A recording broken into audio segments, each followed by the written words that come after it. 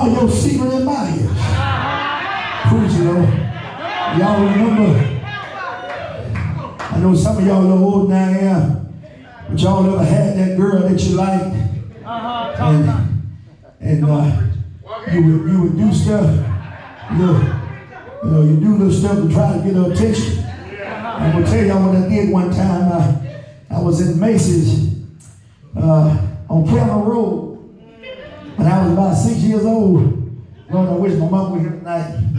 And there was this girl I liked it in first grade.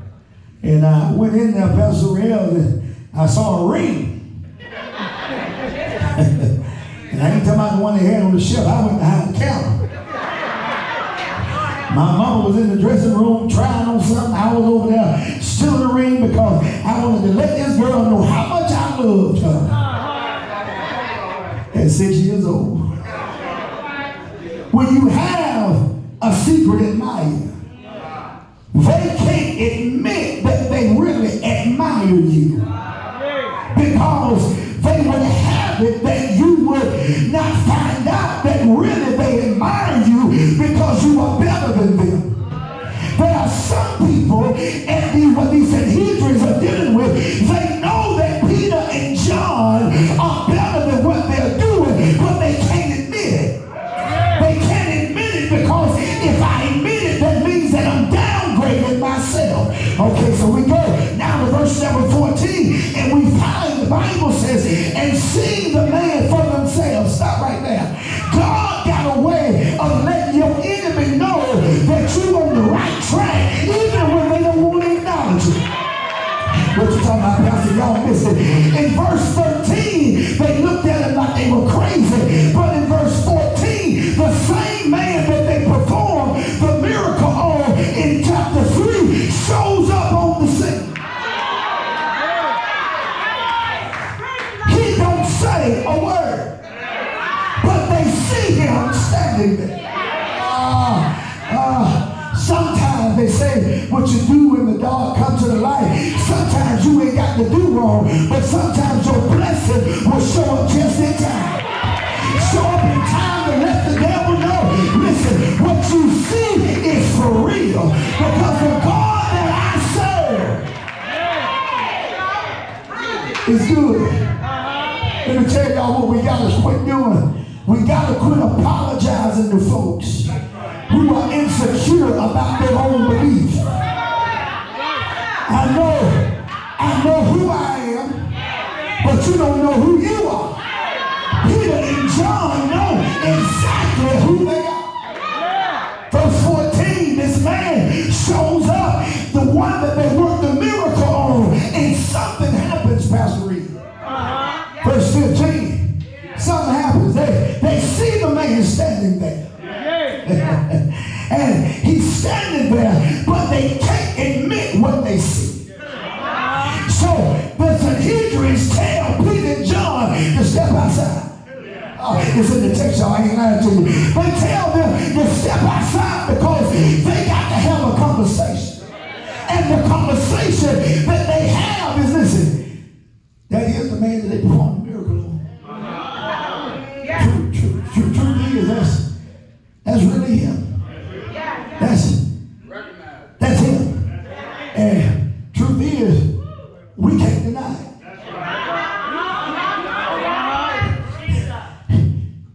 Your enemies, you got to be careful. They can't admit the truth in front of you.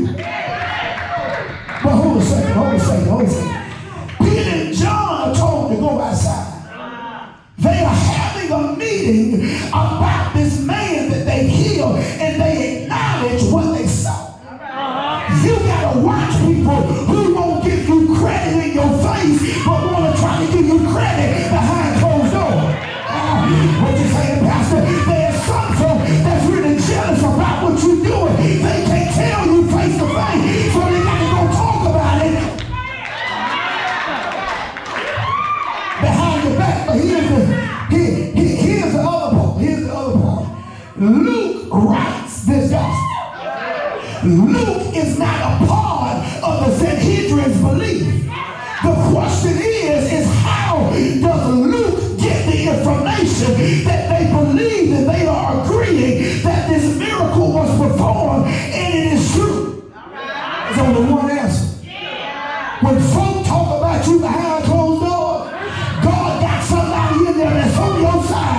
that's listening to the conversation.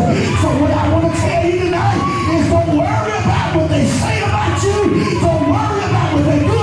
God got your back. What you can't do is be quiet. What you can't do is shut up. You got to stand over promises of God where he says, I will never leave you. Nor will I ever forsake you. They are in this meeting concerning Peter and John. It's in the text, it's in the text. It's in the text. They have a meeting. And they say, yeah, it's evident that it happened. It's true that it happened. You do something right. For some people, it ain't got nothing to say. But the first time you do something wrong, they get on Facebook, Instagram, text message. They want to call a board meeting for the church. They want to get folk on their side. All I'm trying to tell you is that if you know you're doing right, don't worry about what the haters say. Don't worry about what the naysayers say. Stay on the path that God has lined you. Peter and John are in a position that really the Sanhedrin can't even answer. Because truth is, what Peter and John is telling them is that, listen, are you really mad? Because 2 months prior, you killed Jesus. And 2 months later, I'm preaching about him, and he done showed up and performed a miracle.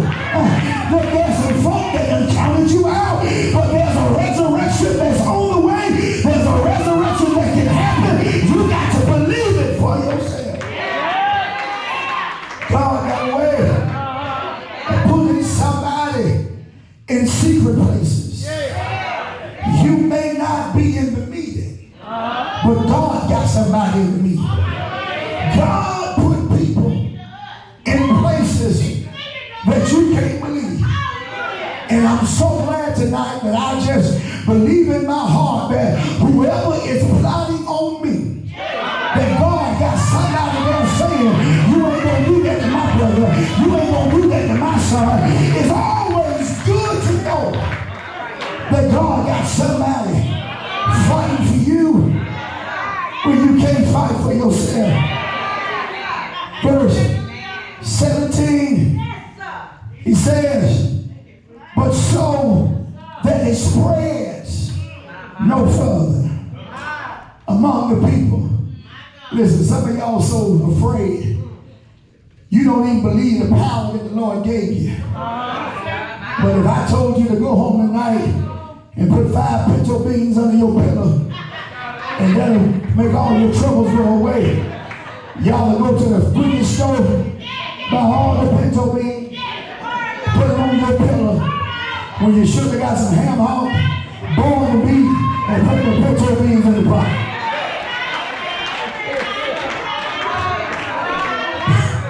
You got to know the power that God has given you. They tell them, say, listen, we don't want them to spread this stuff no further.